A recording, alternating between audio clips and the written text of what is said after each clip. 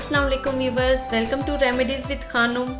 Friends, sun tan सिर्फ गर्मियों के मौसम में ही नहीं बल्कि सर्दियों के मौसम में भी बहुत ज़्यादा होता है, क्योंकि लोग इसी मौसम में ही तो धूप में बैठना और बैठकर माल्टे खाना बहुत पसंद करते हैं। क्यों रास्ता मैं ठीक कह रही हूँ ना। अब माल्टे खाना मसला नहीं, लेकिन धूप में बैठने से सूरज की अल्ट्रावायलेट लाइट्स यानी कि यूवी रेज आपकी स्किन में मौजूद फाइबर, जिसको कि इलास्टिन कहते हैं, उसे डैमेज करती हैं और हमारी स्किन में मौजूद पिगमेंट सेल हमारी स्किन को इन रेज से बचाने के लिए ज़्यादा पिगमेंट यानी कि कलर बनाते हैं, जिससे कि सन टैन हो जाता है। लेकिन फिर भी अगर हम बहुत ज़्यादा धूप में बैठे रहें तो हमारी स्किन डैमेज भी हो सकती है, जिससे कि एज प्रोसेस बहुत तेज़ हो जाता है। अब ये तो है हकीकत, बट मसला तो यहाँ आता है कि जब ऊपर से आ जाए किसी रिलेटिव की शादी का कार्ड या हमें जाना पड़े किसी ज़रूरी दावत में, तो इस मसले का हल यानी कि सन टैन को मुकम्मल रिमूव करने के लिए और कलर को फेयर करने के लिए आज मैं आपसे बहुत ही बेस्ट रेमेडी और बेशुमार टिप्स आज की वीडियो में मैं आपसे शेयर करूंगी, तो इसलिए वीडियो को एंड तक ज़रूर देखिएगा। ये जो रेमेडी मैं आपको सन टैन रिमूव करने के लिए बताऊंगी, इसे आप अपनी स्किन को फेयर करने के लिए भी इस्तेमाल कर सकते हैं, जिसके लिए हम सबसे पहले ले लेंगे एक टमाटर और ब्लेंडर में उसका पेस्ट बना लेंगे। टमाटो लोडेड विद एंटीऑक्सीडेंट होता है, जो कि हमारी स्किन पर से डार्क स्पॉट्स को ख़त्म करके स्किन को लाइट और ओपन पोर्स को टाइट करने के लिए बहुत बेस्ट है। इसमें मौजूद ब्लीचिंग प्रॉपर्टीज़ स्किन पर से डार्क स्पॉट सन टैन को बहुत अच्छे से क्लियर करती हैं। अब टमाटर के पेस्ट के साथ हम ले लेंगे लेमन जूस, जो कि सन टैन को रिमूव करने में बहुत ही इफेक्टिव है और सदियों से स्किन फेयरनेस के लिए इस्तेमाल होता आ रहा है। इसमें मौजूद ब्लीचिंग एजेंट सन टैन से झुलसी हुई स्किन को भी बहुत जल्द हील करते हैं।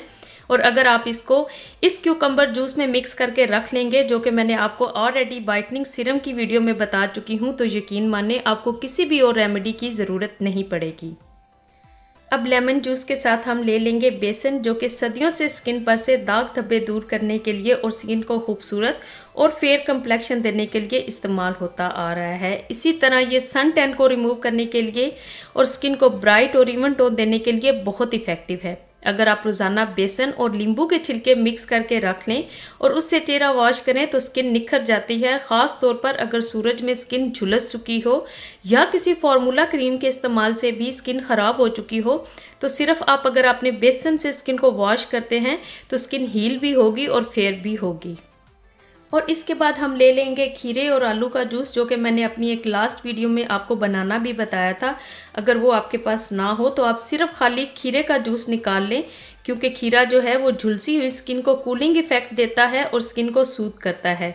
अगर आप धूप में गेम्स वगैरह रोज़ करते हो तो ज़रूरी है कि आप एक खीरे का जूस निकाल के उसे रोज़ वाटर में मिक्स करके फ्रिज में रख लें और गेम्स से फारिग होने के बाद उसे फेस के ऊपर स्प्रे करें, तो सन टैन और पोल्यूशन से डैमेज हुई हुई स्किन जो है वो सिर्फ 15 मिनट में ही फ्रेश हो जाएगी।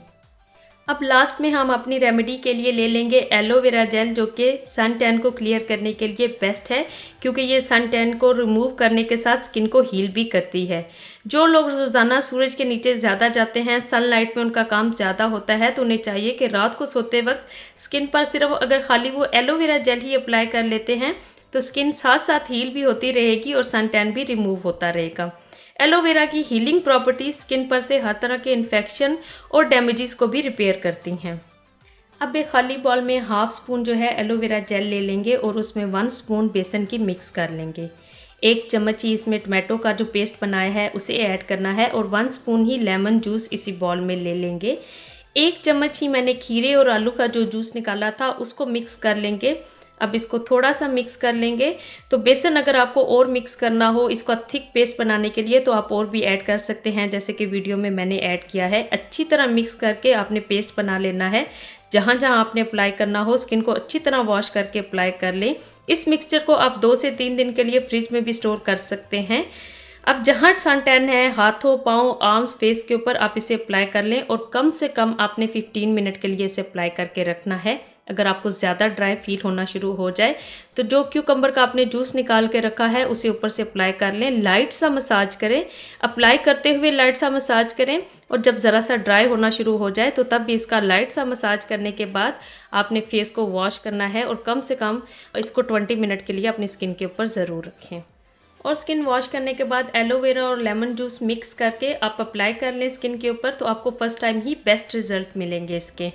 मार्केट में वैसे बहुत सी अच्छी एलोवेरा जेल्स हैं, बट मेरे घर में क्योंकि बनाना बोट की एलोवेरा जेल और सनस्क्रीन बहुत ज़्यादा इस्तेमाल होता है। मेरे बच्चे गेम्स करते हैं, बड़ा बेटा बास्केटबॉल खेलता है तो छोटे दोनों फुटबॉल के बहुत शौकीन हैं, तो वो घर में सिर्फ बनाना बोट की एलोवेरा जेल और सनस्क्रीन ही यूज़ करते हैं। अगर आपको इनमें से किसी प्रोडक्ट का भी डिटेल्ड रिव्यू चाहिए तो कमेंट बॉक्स में मुझे ज़रूर बताएं। वैसे मार्केट में आजकल सनब्लॉक, सनस्क्रीन, स्प्रे और ट्यूब की शक्ल में बहुत अच्छी ब्रांड्स की आपको मिल जाएंगी, और पाकिस्तान से न्यूट्रिजीना और रिवाज यूके के जो सनब्लॉक हैं आसानी से मिल भी जाते हैं, और वो स्किन पर भी बहुत अच्छे से यूवी रेज से स्किन को प्रोटेक्ट करते हैं। और ये रेमेडीज़ और टिप्स आप हर मौसम में अपनी स्किन को सन रेज से बचाने के लिए और स्किन को फेयर करने के लिए इस्तेमाल कर सकते हैं।